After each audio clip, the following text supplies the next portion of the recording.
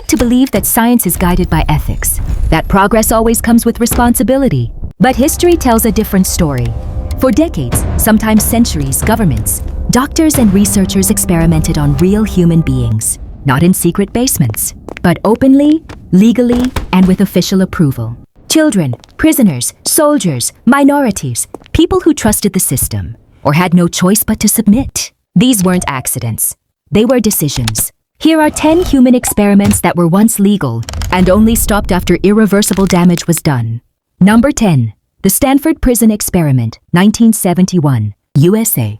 In 1971, psychologist Philip Zimbardo turned a university basement into a fake prison. Healthy college students were randomly assigned as guards or prisoners. No criminals, no mental illness. Within 6 days, guards became abusive. Prisoners broke down emotionally. Some experienced panic attacks, humiliation, and psychological trauma.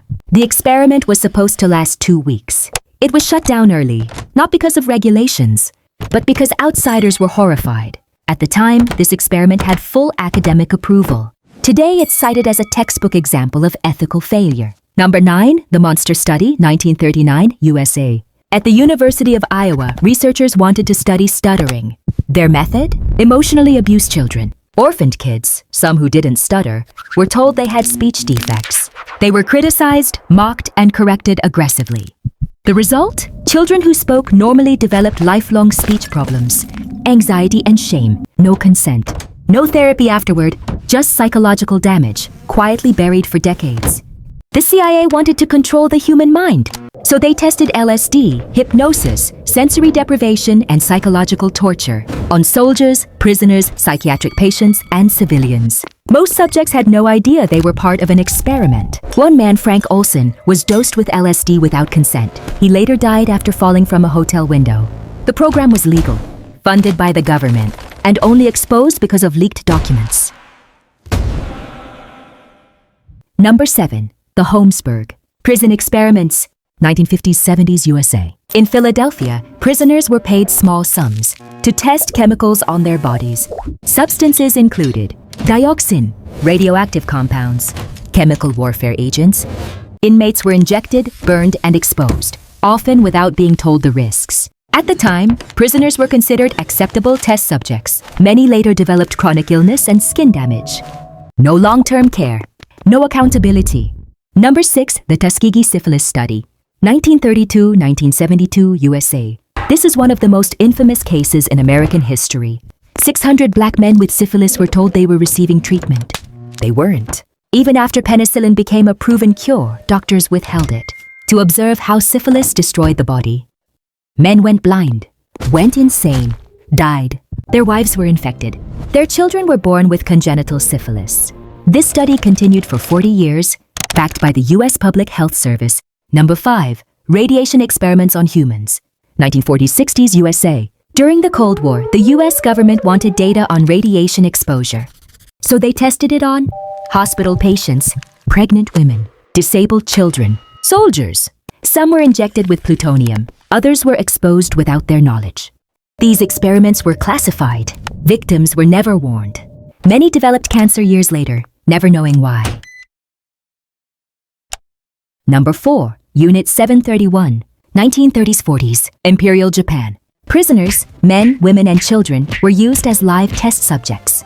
They were infected with plague and cholera, frozen alive to study hypothermia, dissected without anesthesia. This wasn't rogue science. It was a state-funded military program. After the war, many researchers were granted immunity in exchange for their data. Justice was never served. Number 3, the Willowbrook Hepatitis Experiments, 1956-1971 USA. At a state-run school for children with intellectual disabilities, researchers deliberately infected children with hepatitis. Parents were pressured to consent, often told that admission to the institution depended on participation. Children were fed contaminated material or injected with the virus so doctors could study transmission, immunity, and disease progression. Many suffered for years. Some developed long-term liver damage. At the time, this was considered acceptable medical research and was funded by public institutions. Number 2, Nazi medical experiments. 1933-1945 Germany. Prisoners in concentration camps were used as human test subjects for military and racial research. They were subjected to hypothermia experiments to test survival in freezing conditions, high-altitude exposure using pressure chambers, deliberate infection with deadly diseases, forced sterilization to advance racial ideology. Thousands died during the experiments or were executed afterward. What's disturbing is not only the brutality, but that trained physicians believed they were advancing science. These crimes directly led to the Nuremberg Code, which established the foundation of modern medical ethics. Number 1. The Guatemala syphilis experiments, 1946-1948. This experiment remained hidden for decades. U.S. government researchers intentionally infected Guatemalan prisoners, soldiers, and psychiatric patients with syphilis and gonorrhea. Subjects were exposed through infected sex workers or injected directly with bacteria. There was no informed consent. Many were never treated. The experiments were conducted outside the United States because they would have been illegal at home. In 2010, the U.S. government formally apologized. For the victims, the acknowledgement came far too late. These experiments weren't done by monsters hiding in the shadows. They were done by doctors, universities, governments, institutions people trusted. The lesson isn't that science is evil. It's that power without accountability corrupts logic. History shows us this clearly. When humans justify harm for progress, the victims are always the ones with the least power. And the scariest part? Every experiment on this list was once considered reasonable.